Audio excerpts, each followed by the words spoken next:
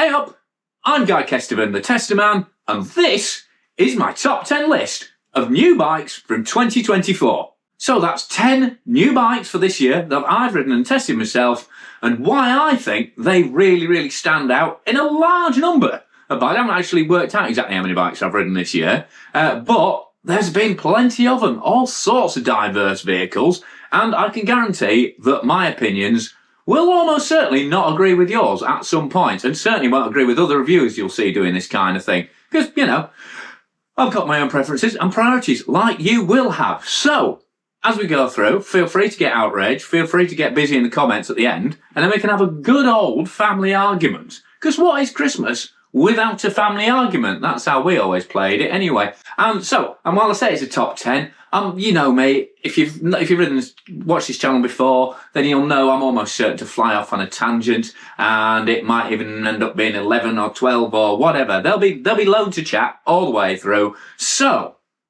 get yourself a brew, preferably Yorkshire tea, maybe some biscuits to keep your sugar levels up.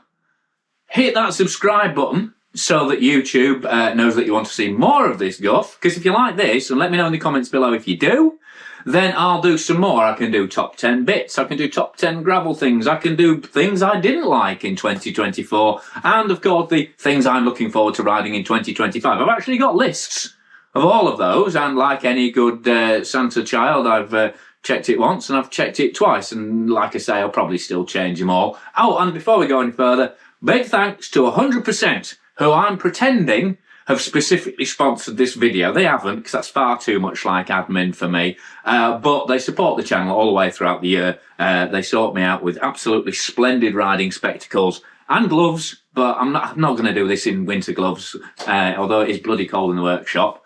But yeah, so thanks to those guys for supporting the channel throughout the year, and I thought doing some kind of skit on clear vision and being hands-on with the product would suit 100%. So, I can't believe I've wasted this much of your time already. Let's crack straight into it with a brand that had a huge birthday in 2024, and that is Specialized.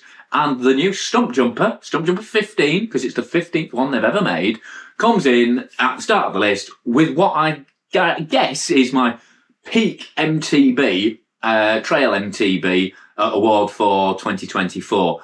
Just because they've gone an extra level. It was already pretty much up there. I mean, Stump Jumper Evo, I think they've actually struggled a bit with sales on the Stump Jumper because they'd already done the Stump Jumper Evo, which was bloody brilliant. And when the bike came out, I had loads of comments going, well, I've got the Stump Jumper Evo, don't see why I should buy the Stump Jumper. And to be honest, I had to go, no, you're fine. Stick with it. You know, it's such a good bike. But what they've done with the Evo is that what they've done with the new Stump Jumper is kept all that geometry adjustability, which is vast, by the way. I'm not going to go into specific numbers much in this video, but it's like 63 to like 66.5 or something like that. A huge range of potential riding. That's just in the head tube. You can change ride height, you can go mullet, you can change seat tube angle, all kinds of things going on that bike.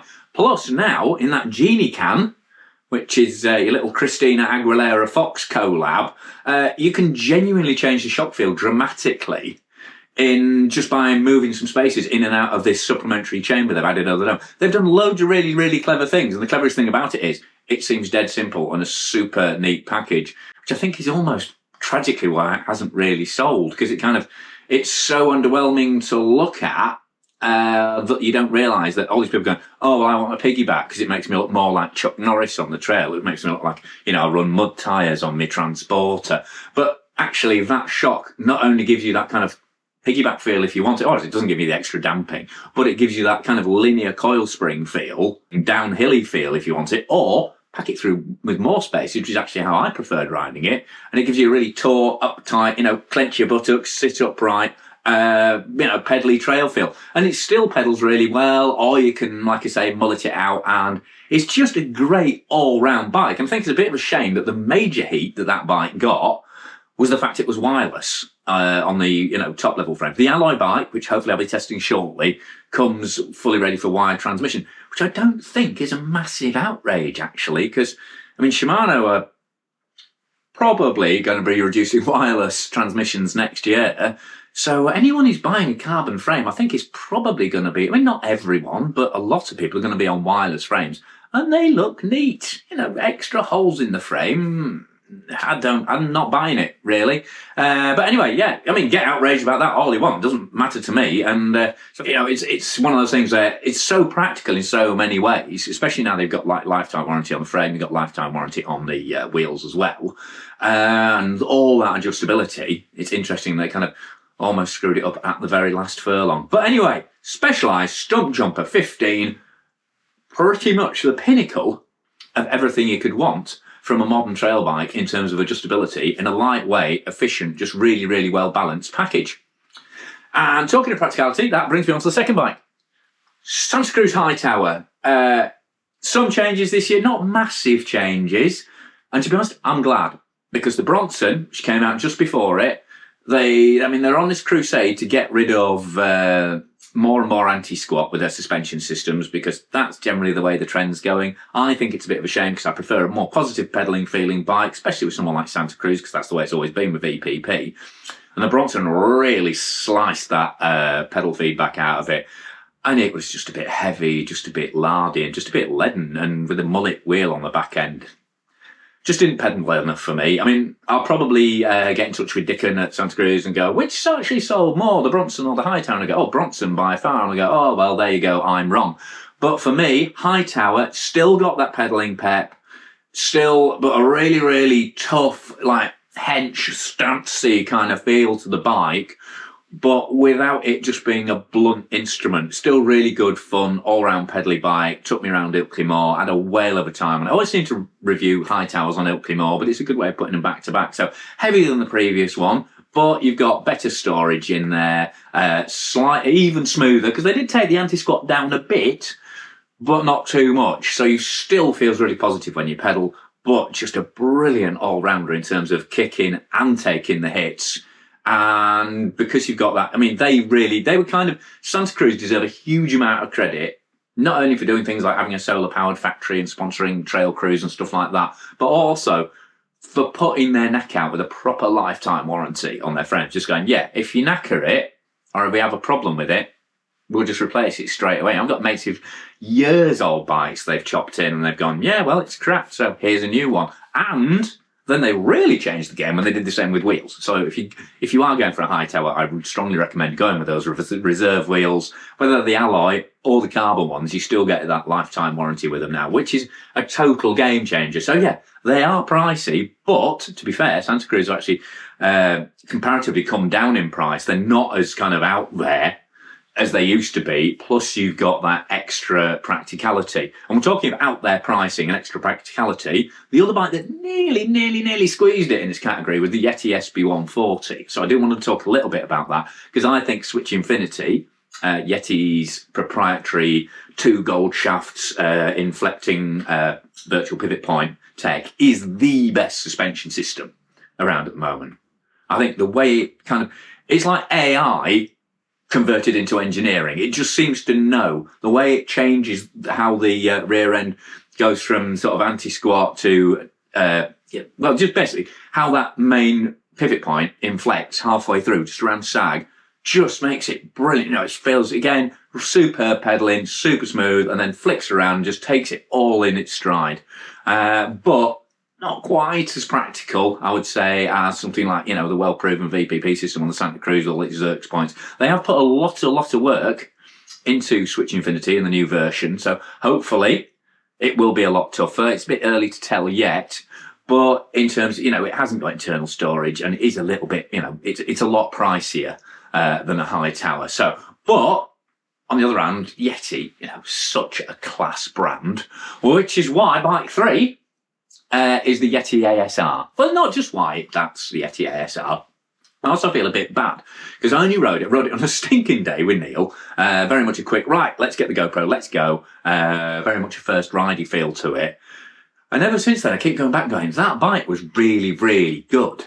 The more I ride sort of uptight race bikes in that category this year, I've gone, that had something like 30% sag as its recommended sag, and yet it's still pedaled really taut. I'm doing involuntary butt clenching. Hopefully you can't, well, you might be able to see. But yeah, as soon as I say it pedalled really tight, I kind of do this, and that's how it feels. It goes, come on, come at me trail, come at me short, punchy climbs, come at me steps, come at me technical stuff. Because it had all that sag, it's still got loads of grip, but it didn't feel like when you're pedaling on it, which is the last thing you want on a racy bike. It's still light, it's tough, it's practical, it comes in all the lovely Yeti colours, and Yeti colours are absolutely boom. New SB120 in, I can't remember what they call it, but it's just this gorgeous green. Anyway, but yeah, so apologies to the Yeti ASR. I didn't blow enough smoke up your arse at the time, because you are a bike that I think I would really, really enjoy having long term. And again, slack head angle, good geo. I was getting a little bit short, but not nearly as short as the previous SB115 or SB110, which were like, I think they got the dimensions for those off a fridge. But anyway, I'm rambling as usual. Random hand movement there. So ASR, great bike from Yeti. And if you're going to only be putting numbers on occasionally, but most of the time you just want a bike for properly razzing round all your favourite old school technical trails, like the Clappers, on something with some real class, then Yeti ASR should definitely be on your list. And then, talking of, where does this even come in? Squatch. I've got a list underneath the camera, because professional, and it just says goon. And I think that sums up the fact it's just a crazy angles, the most crazy geometry I think I've ever tested in terms of slammed BB, super steep head angle, and I've built it up. It was already that fruit salad colour, already pretty popping, bright pink and some yellow. I, of course, added unicorn stickers, and then Stephen Can't Quit Cartel slipped me a bag of Spooky Dokies, and then I covered it in Hope Purple Anodized stuff, just kind of to make it stand out at hard rock, because, so, I'm terribly needy like that. But God, I love riding that bike. I've had steel hardtails before, and they're as long-termers, and I've kind of ridden them because I have to. But that, super grippy, Specialized Butcher tyres on it, nice broad, lifetime warranted rims. I rather run Specialized or run Reserve, because hardtail, good chance of cracking a rim. Pike on the front, lots of purple, bling-a-ding-ding-ding-ding-ding noises. But it just makes me ride well. Just because I'm thinking a little bit more, because it's a hardtail, but also because that steel frame set is actually beautifully put together. Sammy at Stiff really knows his trade. Actually learnt it at classic London bike shop, Condor, and then Brandt, who did all the Ragley bikes and On-One bikes back in the day, helped him a bit as well. But just Jim's Geo is fantastic, just unapologetically radical. And it feels crazy as soon as you get on it. It runs super short cranks only, because it basically feels like you stood on the floor. But the stability that gives you, and just kind of, it's everything a steel hardtail should be in terms of just going at modern sort of full suspension bike convention, and the trail, and the slipperiest, sketchiest, steepest situations. It's just pulling its pants down and slapping its arse at you. And I love it, because that's what it makes me feel like when I ride it. It's a brilliant short-term combat bike. I'm not going to say it's the best with sticky tires on. It's not the best for going off on big miles. There's plenty of other great hardtails for doing that on, like the Cotic Solaris or another Yorkshire brand I'll get talking about later in the list. But just for absolute proper hardcore hardtail hooliganism, Stiff Squatch, and it's a bit of a bargain price at the moment because they've got plenty left, because maybe I'm the only person who thinks like that. And if you like the sound of the Squatch with its crazy geometry and kick-ass hardtail vibes, but you don't want a steel bike, you want an alloy bike that almost feels like a steel bike but comes from a larger manufacturer you can get from more places and is supported by your local shop potentially, then make sure you have a look at the Merida Big Trail in its second generation now, even radder and rowdier than before, but it still gets a kickstand mount, which I kind of love from a versatility point of view, even if Merida are probably heartily sick of me using phrases like kick-ass hardtail with a kickstand. But I think it's cool. It comes in mudguard mounts as well. It's a bike you can genuinely use as a daily driver while still absolutely ragging it around the woods on a weekend or a weeknight. Sounds like a double win to me. So, let me know in the comments, as a proper YouTuber would say. Then where do we go? Now this one I did have to think about. Not only because the first two times I wrote this, I didn't have an e-bike on it at all. because I did that thing in the summer. It was a genuine quest. I think some people thought, oh, he's just fishing because it's e-bikes, and it's what YouTube does do if you're starting a new channel. You sit up a tree and you go, oh, I don't like e-bikes. Oh, I do like e-bikes, which is how MBUK did it the other week. But I'm happy. E-bike, I have not got a problem with e-bikes. They're just not me yet. I'm lucky enough to be able to, go out and pedal as much as I want with the legs I've got, and the people I ride with haven't got e-bikes, apart from Ollie and Shads. But, we just make sure the rides we go on with them are always just slightly above their pedalling threshold. So, but yeah, no, the bike, right. Well, let's get back to the point of this. The bike I'm talking about is the Cotic Rocket. Yes, that one. Yes, the AliExpress external battery. Oh, God, what a throwback. Ugh. Which is interesting when you see bikes like the new White, which has to work with an external battery, by the way, because it doesn't get the ampage otherwise through the motor. And on the E-Lite, and then on the new, I can't remember what they call it, it's the one with the SX motor. I don't think you need the external battery, but basically if you don't have the external battery, you're not going to get far. And yet nobody's going mad about that. And even like Levo SL, pretty much, Al Muldoon from MBR put a view up and he said, well, of course you need the external battery. And yet nobody's getting beefed about that. I think it's just the slim steel tubes, and there are some slabs of steel in there that do look a bit, fabrication rather than fashion. But the actual quality of the welding, the fact it's all UK put together, Fiveland build the frames, loads of other local contributors do the machining, things like that. And it's a proper passion project for Si. He is someone who likes an e-bike, and let's face it, that is probably the way most mountain biking is going at the moment. And he tried alloy, it didn't work because it just wasn't the Cotic. So I think Si deserves the fact for he's just gone, I need this to ride like a Cotic. Hopefully I can sell a few hundred, and that'll keep, that'll be worth it's worth doing, and it'll make up for the fact that not many people are buying pedal bikes anymore.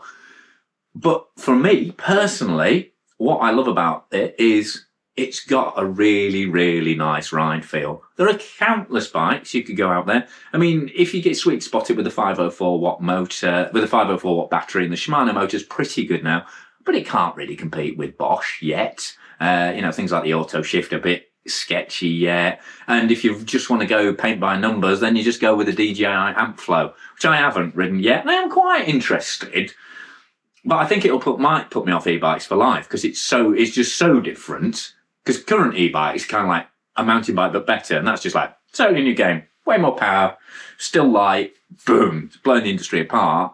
So, but it's just a cookie cut. Santa Cruz Valor, amazing bike, beautiful bike, and again, completely 4-bar now. They've thrown away VPP altogether, so they can go for that lower anti-squat feel, but still put it around a Bosch motor. An amazing bike to ride, but still quite a big, numb, stiff frame because it needs, it's got a big fork, it's got grippy Schwalbe radial tyres, and it's just a bit dead.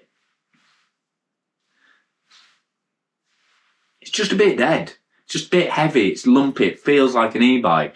And you could just go, oh, there are so many bikes like that. You can pick, every brand almost has a bike pretty damn close to that. And obviously, I appreciate this is a totally left field view.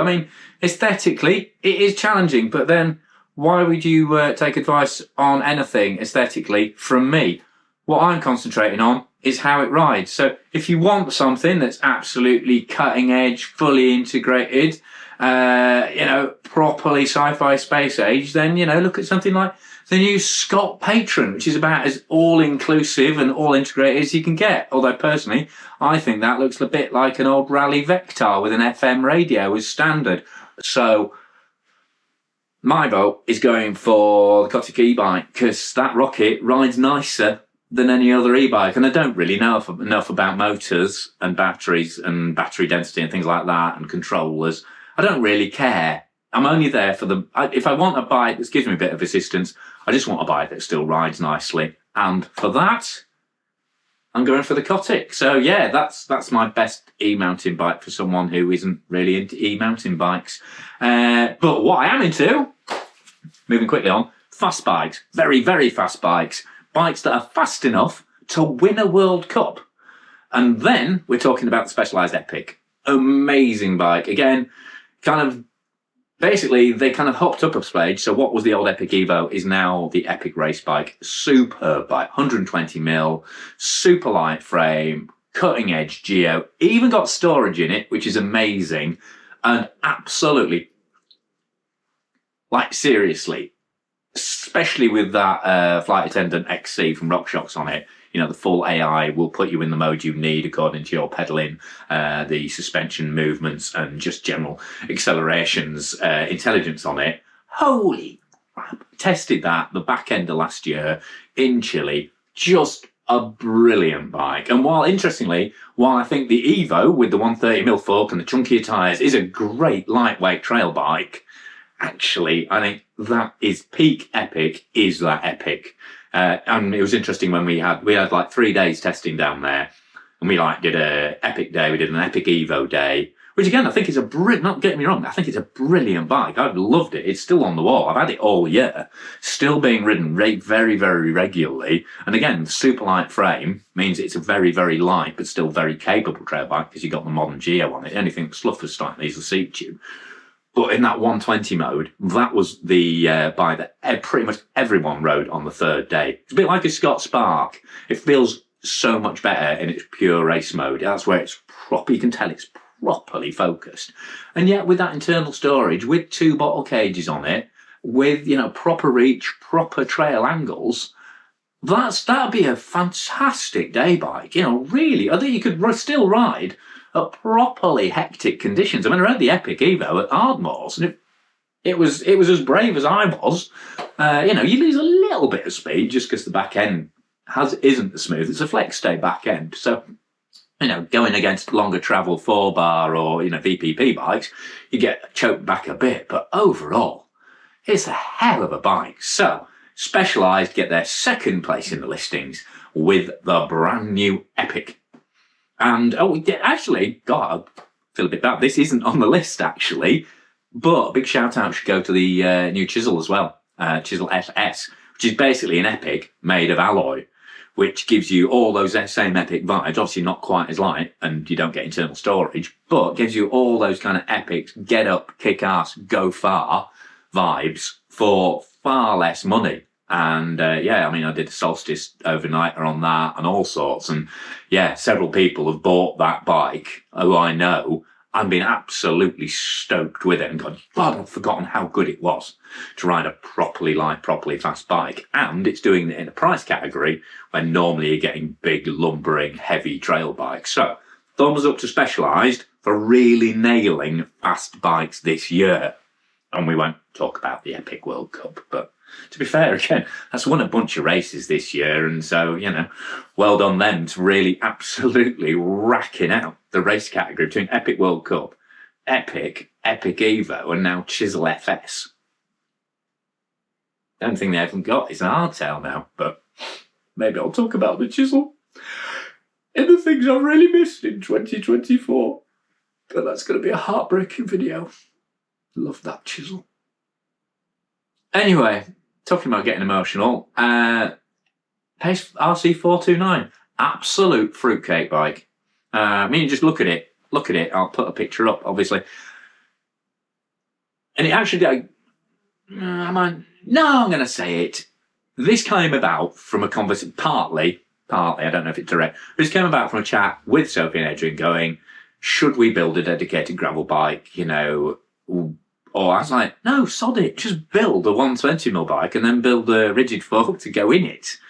Because I think you can go properly rad with rigid geometry, because put a chunky tyre in it, make sure the fork's not too stiff, just go with it. There's loads of lash-up bikes that kind of like, oh, we put a rigid fork, it's a bit longer, and some of them are great. You know, they probably are the sensible decision. Things like the Kotick, Kotick Escapade, there's a new Mason Macro out as well.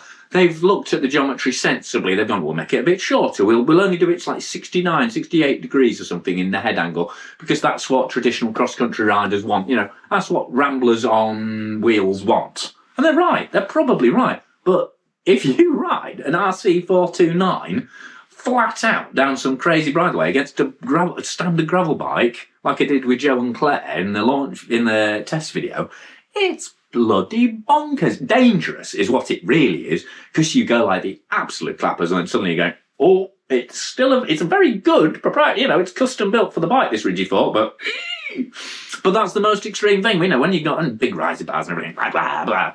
I loved it. I had a brilliant day gooning around on that. But you can still put I also had a very, very good day riding around Dalby on it with a 130mm fork.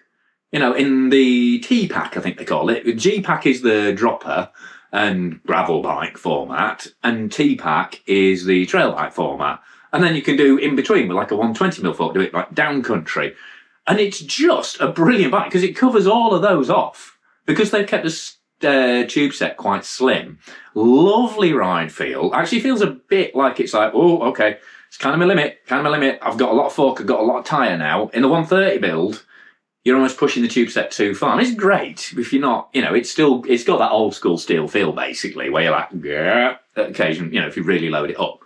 But the fact it's got all the bosses, it's got like internal dynamo rotor, it's got a UDH hanger, which I think was one of the first steel hardtails to appear with a UDH hanger. That made in Czechia by Fort, great, hand-built bike company over there, Reynolds 853. So it's got all the credentials, new colours just out as well. I'm hanging on, I'm desperate to get a frame to ride. They offered me one as a long-termer to replace me RC295, their suspension bike, and I'm still gagging, but unfortunately, people like you keep buying it and they haven't got any spares. So I should have said it wasn't as good as I thought it was, and then maybe I'd have one myself. But that's the tragedy of being a bike tester when you get, hobbled by your own honesty and you say something's great and there's enough idiots out there to believe in you and they go and buy a bike and then they put things in the comments like, got that bike, it's absolutely mint, bloody love it, thanks for the recommendation, which is kind of why I really do this. It's better than working at Aldi and I'm still just about eking out a living at it as magazines and websites go crashing down around me. Should I do a Patreon bit here? Yeah. If you really like what I'm doing with the channel and somehow you're still here, I haven't put a timer on this, God knows how long it's been going on, but if you like all this kind of nonsense, then please consider supporting me at Patreon, link at the end. But, final 3 now, hang in there, you've nearly made it. I thank you from the bottom of my heart. Your tea's probably gone cold, your sugar's run out from your biscuits, but I'm still going, which means me too. Canyon Spectral.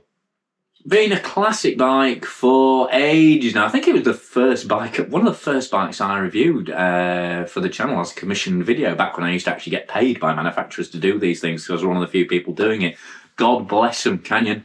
Canyon said, against the better advice of their marketing department, which was a hilarious email to read, they were like, Kez knows what he's talking about, we like what he does, let's give this video lark a go. And I did the Spectral up on Ilkley Moor. And it has changed dramatically since then. It was much more pedally, it was much lighter then. The new Spectral, but actually no, to be fair, the new Spectral does go lighter, it does go more pedally because they've dropped the travel. But what they've also done, they've made it a little bit springier. I had a great chat with their designer where he's talking about surfboard shaping and, moulding the flow of the bike, which sounds a bit all artisan arty-farty, and I've never shaped a skateboard. I know some surfers and I just nod and when they talk to me about skateboarding, but I do get what he means because there's just so much flow and joy. I know the lads at MBA are going to laugh because I put joy in it, which is a weird word maybe to use in bike, but I don't think it is. I think it's lovely. It's just a really nice flowing bike. And what was really funny about the launch, I went down there, I got the cheap one, SLX Performance, I think, Fox or Performance Elite, maybe even Rhythm. And it was just absolutely sorted out of the box. And everybody who had the posher rock shots on was like, oh, I don't like the thought. And Seb from MBUK obviously went, no, pink mic now. Obviously went, well, I need a Megneg on it. And I can't remember. Was it Luke, who used to work at MBUK before they made everyone redundant? He's now a guide in the Forestry. Absolutely excellent bloke. If you need guiding in the Forestry, look up Luke Marshall. Tangent alert. But yeah, Spectral, just get on it. Have an absolute goon. Great geometry. Classic 4-bar layout. Bit heavy, 15.5 kilos. It's actually as heavy as the new Boardman MTR in alloy fur. But, full carbon frame, really good DT Swiss, Shimano, Fox spec on it, and my mate Ryan has been riding it all year and still absolutely loves it, although we haven't worked out whether we like the little elastic reins that they hide in the top tube. Can't remember it. Keep it simple, that's it. There's some irony. Is it? Or keep it steering? Keep it steady? I don't know.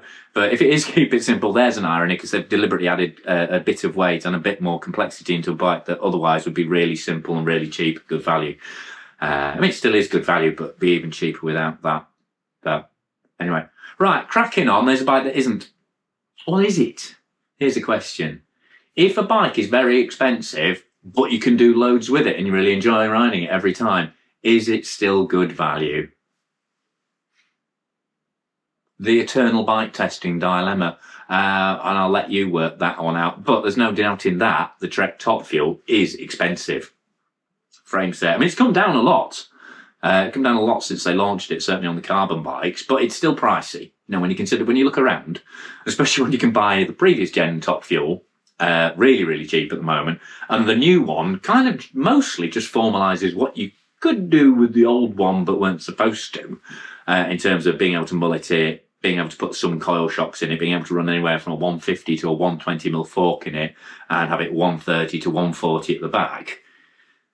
That's all now official. That gets you a proper pat on the head from Trek, and they go, yes, you can do this, my friend, and that makes it a very versatile bike. At the heart is still well, no, not very light, 2.7 kilos, I think, off the top of my head. So light enough, lighter than most trail bikes, and actually the custom, I mean, I've done twice on this, and this tells you something about it. I did the alloy bike, extended the rear shock travel on that, because actually when it came, big bottom out bumper, something else, what was it else? Big bottom out bumper, and a shock spacer in there. Wasn't getting anywhere near 120mm like it should have done. It was getting more like 110, I think. So I chopped all that out. Felt amazing. I went, I love this, but because I really like to go fast, how about you slip me the carbon one? Because that's even lighter. And so they did. And that's been the subject of my Twisted Trek Top Fuel build series. And unfortunately at the moment, for those who will be following, I do apologise, there's been a bit of a gap in that, because I'm still waiting for RockShox to send me new forks for the 120 build and the longer travel build. So what I'm going to probably do in the next couple of weeks is go down to Fox and get some gear off them, because I need to update my old Fox forks and shocks to the new grip dampers to see how they perform. Then I can do a whole load of back-to-back testing for the people who are asking for a Mattock test and a Pike test. I'm waiting for the Fox, and then we can do a whole happy families. Well, somebody won't be happy because somebody will lose and I'll say one's better. But anyway, we'll all be happy because I'll have done the test. And I'll be happy because I've got some new bits to play on for the Trek. But crikey, this is going bananas. This is like watching your auntie on Eggnog and Baileys just before the Queen comes on, and then she goes, it's not the Queen anymore, it's a king, how confusing. Which is why I get confused, because I'm like basically your old auntie on YouTube. Deep breath, Kesteven. Deep breath, in through the nose, out through the mouth. Trek Top Fuel is very good because it's light enough to be World Cup raceable, as Ms. Evie Richards showed this year, but it can also be built up as a mullet with 150mm fork and kick the living crap out of the local moors. Thank you. I think we're back on track. Just in time for my final bike, which, ironically, I fell in love with when it didn't kick the crap out of me on the moors. Because that bike is the Voodoo Canzo.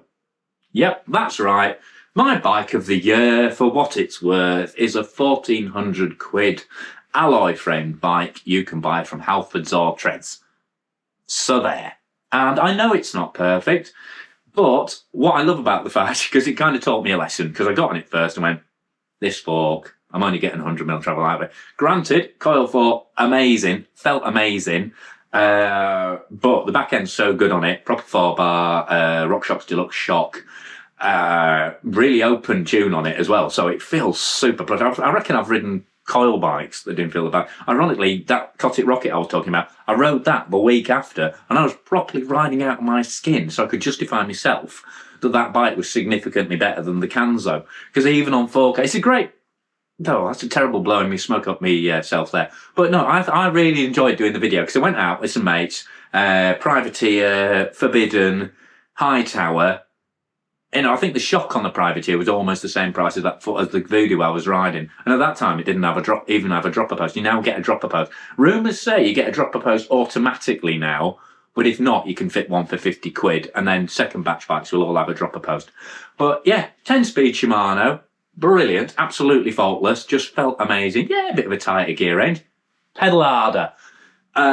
Coil fork on the front. I couldn't get full travel out of it, but still went like the clappers on it. And then you give it to people who probably hit stuff hard. And also, as it's smooth, as I've ridden it more and more, it's giving me more travel. But yeah, just great. Just such a good bike for the money. I mean, it's been a great year for cheaper bikes. You got the Boss Nut from Caliber came out. Again, amazing bike, really close. If you buy the Boss Nut or the Kanzo, you're on a winner either way. Or if you buy the Boardman MTR, which I've just reviewed, great bikes, all brilliant bikes. But for me, because it was the cheapest, but because it kind of had the biggest underdog vibe to it. This completely non-adjustable coil fork. It was the cheapest on test. Proper hero, just had a go at everything, and I bloody loved it for it. But also, you look at the detailing on it, really nice clamped cabling, internal, with dampeners on the hose, so it's super quiet. So again, boosts your confidence up, makes you feel more of a hero.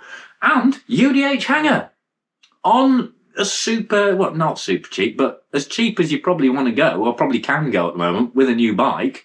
Full suspension bike. And if and I'm not saying if you haven't got the money, don't go for the Pro, because the Pro gets even better spec in terms of fork, in terms of gears, in terms of brakes. And it gets a fancy TVR style colourway. And again, Caliber, brilliant bike. I think for me, rear shock was tuned a bit tight, but it'd be great if you're more of a bike parking, jumping kind of rider. And again, it doesn't get UDH, but just stock up on plenty of dropouts. It's not a game changer by anything.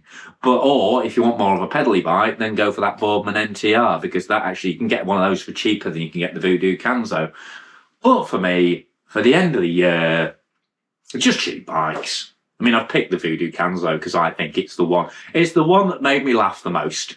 And at the end of the day, this whole caper, I mean, we can get, I've built, well, I'm not going to call it career, but I've managed to get away with not having a proper job for nigh on 30 years by telling people by getting way princessy and pee about various details on bikes. But at the end of the day, it's just all us out going in the woods and playing on the moors in the muck on pedal bikes. So don't take any of this too seriously. And I think almost the best way to do that is just to get a cheap bike and rag the absolute bejesus out of it, because we're all thinking of the little baby bejesus shortly. I can't end it there, can I? This is utter nonsense. So, recap: Stumpy, Hightower, ASR Squatch, Rocket Epic 429, Spectral, Top Fuel, and then Kanzo as the people's champion of at least 3 really good sub £2,000 bike families that have come out this year. And that gives me hope. That gives me hope at this time of year when it's miserable weather outside and there's still a whole bunch more to ride.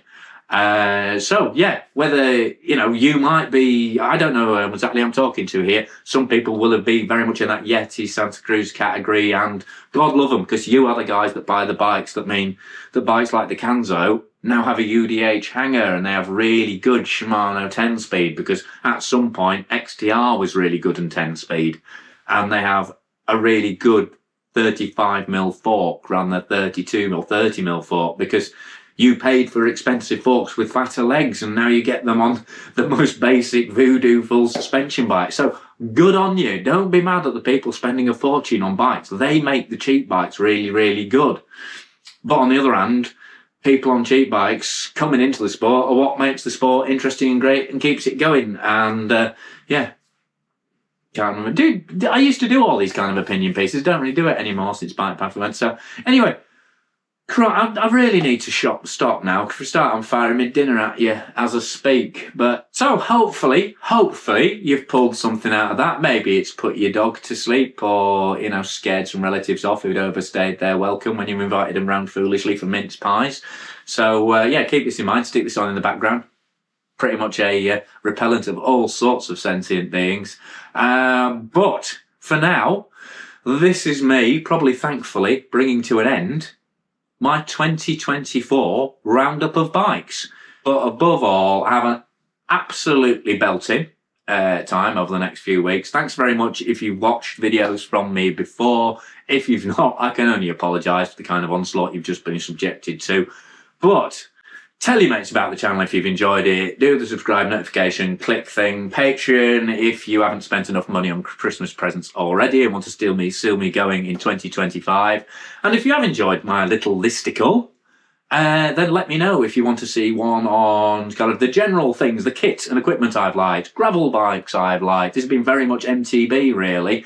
Do I do the classic YouTube trope and go, things I have hated in 2025? Because there are some stinkers I've ridden and I've got my own justifications. Some of them you might love, but I've got my own justifications about why they make that list. And do you want to know what I'm excited to ride in the next year? And what else would you like to see me do? Hell, this is pretty much all I'm doing now. Like I say, all the websites and magazines are dying, so me shouting at a camera looks like this is my future. So let me know what you want to do. I think that's best be the end of it. Thanks very much, folks. Thanks to 100%. Oh, and if you want a really heartwarming film that's definitely worth watching, as opposed to this utter nonsense, go check out the Ride of the Resilience film. Beautiful film, kind of in memorial of Nils, but also celebrating another couple of heroes who, documenting how bikes have really made a massive difference to their lives. Because I think that is something we can all agree on. Bikes are bloody brilliant. And if you can't afford one of these bikes off the top 10 list, don't worry. It's all just for fun. Just go and ride whatever you can and have an absolute blast. Cheers, folks. It's been a great 2024. Look forward to seeing you in 2025.